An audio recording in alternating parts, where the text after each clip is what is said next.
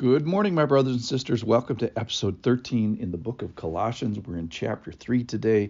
Today's title, the big thought behind today is identity begets activity. That is, our identity in Christ is going to be the thing that empowers the various activities that he wishes us to be involved in.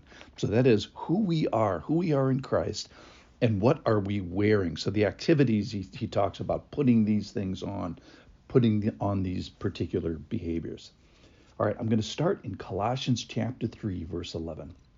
The first thing he's going to do is disabuse a bunch of things. What categories don't count? So this is verse 11. So here there is not Greek and Jew, circumcised and uncircumcised, barbarian, Scythian, slave free, but. All right, so the first thing he does is say we're not separating people with regards to race and religious background, circumcised and uncircumcised, or nationalities or social situation. And then he gets the good part here in 11b. But Christ is all and in all. So the big category that's gonna count is Christ. So Christ is all, and Christ is in all. I was thinking about the word Christian, Christian. If you cross out the little a, you end up with Christ in, which is if Christ is in, if we are Christ-ins, what should we be wearing? What should we be like? What should our activities, behaviors be like? And that's essentially what's going to happen today. So as I read the rest of it, there's going to be like a left-hand column and a right-hand column. In the left, in my mind, is our identity in Christ. Let me summarize. Christ is all. Christ is in all. He's chosen us. We're holy. We're beloved. We're hidden. We're found in him. He's made us his own. We're forgiven, and he dwells in us. So therefore, right-hand column next, all these things on the right-hand column. We should be renewing ourselves in knowledge.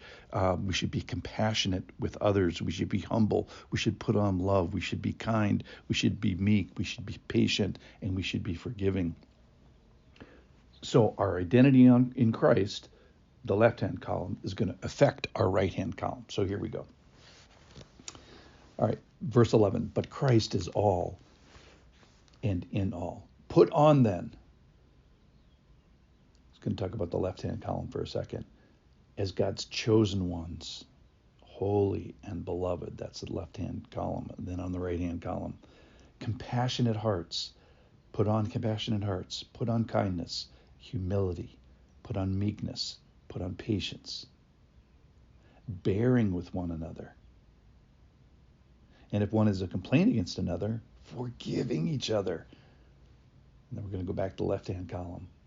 As the Lord has forgiven you, so you also must forgive. And above all these, put on love, which binds everything together in perfect harmony. And let the peace of Christ, left-hand column, rule your hearts, to which indeed you were called in one body. And be thankful. So on the left-hand column, we've got all this stuff, all this identity that we have in Christ. And on the right-hand column, we have the activities, the things that he asks us to put on. And if there is an error in the activities, likely it's because there's an error in our identity. In other words, we don't get the Christ in us and remember the things that he's done.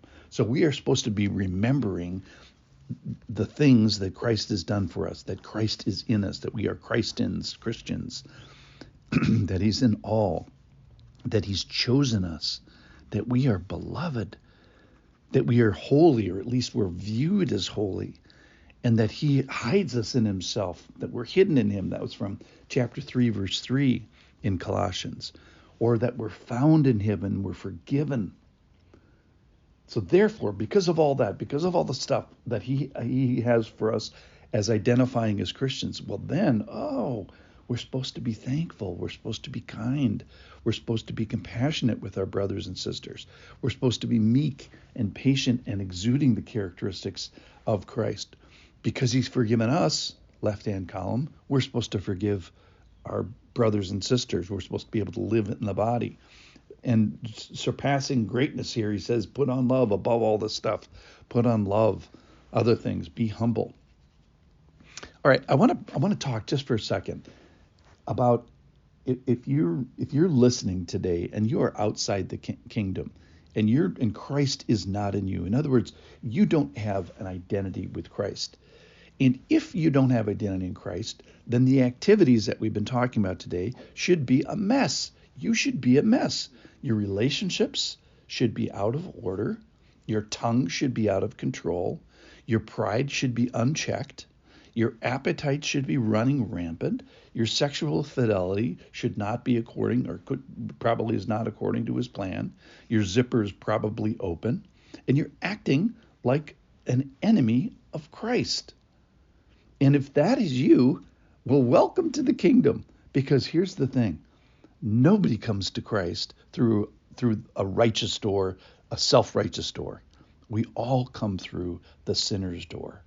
Now, we all come through the door. The sinner's door also has over the top of it, chosen. He says we're chosen in him. So ask him, if you're outside the kingdom and your life is a mess and your behaviors are a mess and your activities are a mess, welcome to the kingdom. And ask today, hey, maybe he's choosing me right now. And if so, let's bow, believe, receive, have faith, say I'm sorry, surrender, fall on the stone, be hidden in him. And for those of you who have walked through this door, the chosen door before, let's remember who we are. And if we're having trouble with forgiveness or kindness or patience or compassionate or love, let's whoa. That's not the probably the main problem. The main problem is we've forgotten who we are. We've forgotten that we're chosen, we're holy, we're beloved, we're hidden in him, we're found in him. He's forgiven us.